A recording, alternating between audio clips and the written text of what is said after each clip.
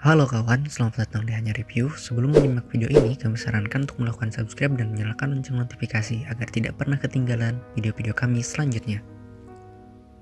Kemudian sebelum masuk ke pembahasan film, kami sarankan bagi yang belum menontonnya untuk menonton terlebih dahulu karena konten ini sudah pasti akan mengandung banyak spoiler.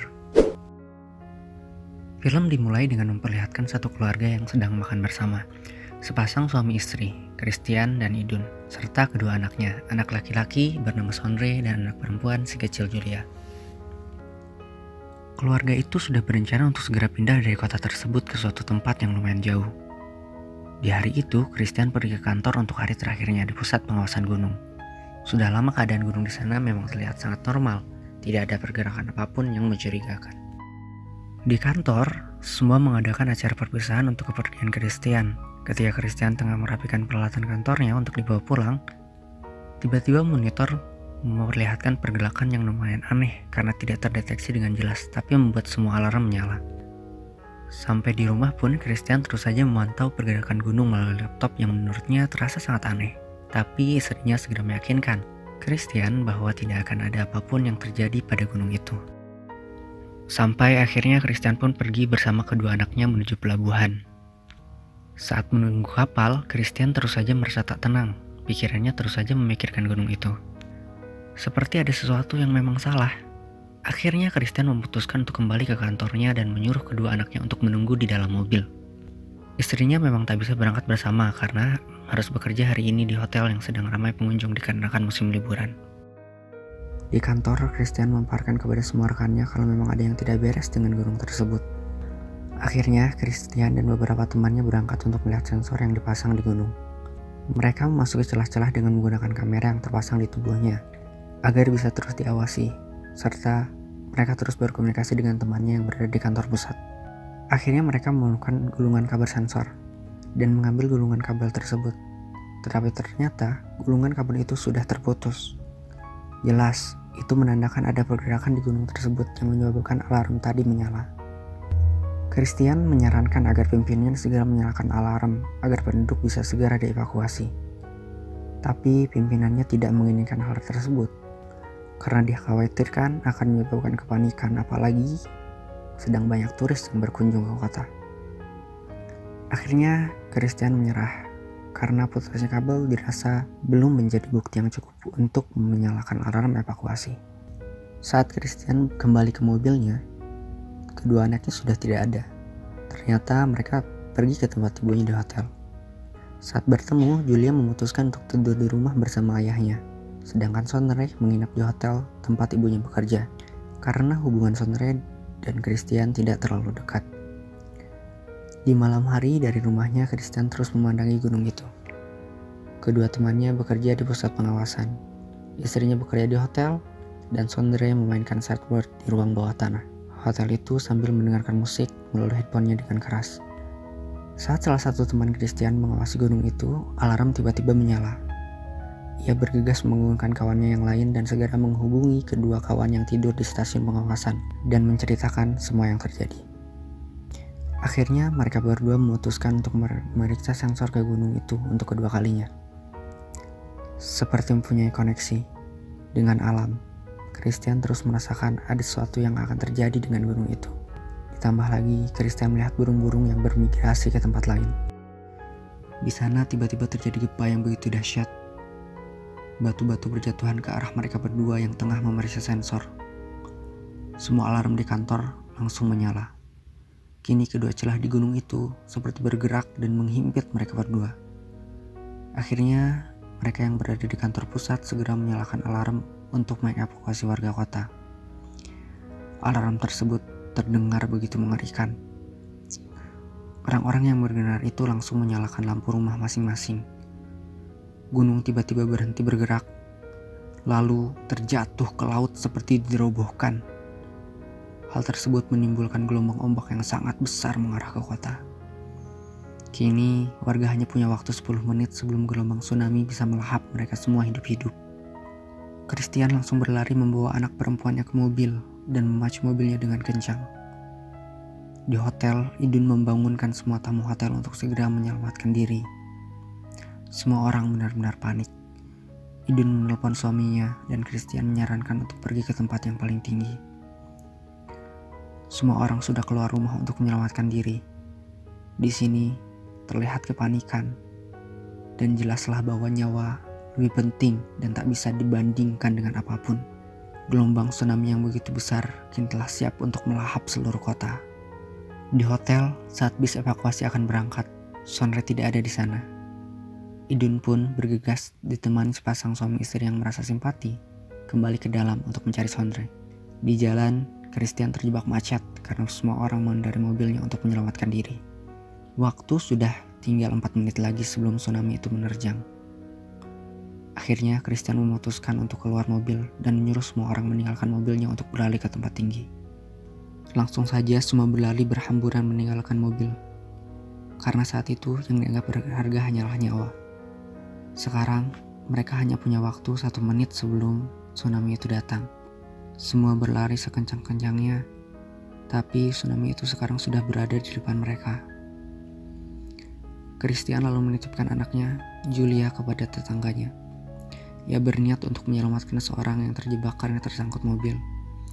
Ia membantu wanita itu berlari, tapi di belakangnya tsunami sudah semakin dekat. Christian tahu ia tidak akan berhasil, jadi ia masuk ke dalam mobil dan memasang sabuk pengaman untuk mengarungi benturan. Sekarang Christian dan wanita yang diselamatkan itu benar-benar tegang. Akhirnya mereka pun dihadang oleh tsunami dan terpontang-panting di dalam air. Di hotel, Idun akhirnya menemukan Sonra yang ternyata sedang asik bermain skateboard. Tapi saat mereka akan keluar, tsunami sudah di depannya dan siap melahap mereka. Tidak ada kesempatan lagi selain masuk ke dalam hotel. Dan dengan kepanikan, mereka berlari masuk ke dalam ruang bawah tanah. Salah satu di antara mereka tak bisa selamat karena terbawa arus tsunami. Akhirnya mereka bertiga berhasil menutup pintu ruang bawah tanah. Dan tsunami pun berlalu. Semua sudah hancur, tak berbentuk, bahkan mayat bergeletak di mana-mana. Di sana hanya ada Christian yang sadar, tapi wanita yang berusaha ditolong tadi sudah tewas.